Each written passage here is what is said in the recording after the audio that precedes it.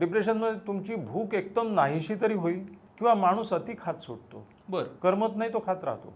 काही सुचलं नाही की कारण खाता. खाण्यातून डोपामिन म्हणजे त्यांना थोडंसं एलिव्हेटेड मूड करण्याचा त्यांचा तो प्रयत्न असतो.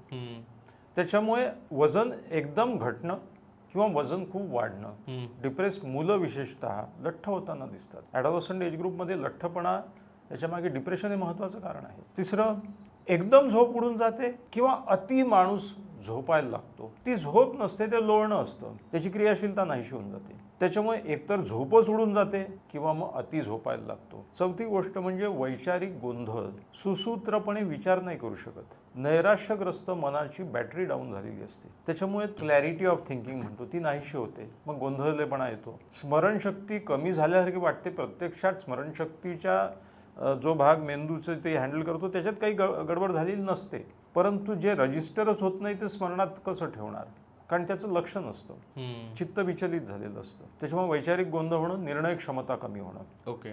अजून एक महत्त्वाचं लक्षण म्हणजे आत्मघाताचे विचार येणं, स्वतःविषयी अत्यंत वाईट कल्पना करून घेणं, आत्मटीकेच्या भोवऱ्यात गरगरणं आणि त्याचं अतिरेकी टोक म्हणजे माझं आयुष्य निरर्थक आहे या विचाराप्रती येणं, आत्मघाताचा प्रयत्न किंवा मग आत्मघातच करून घेणं.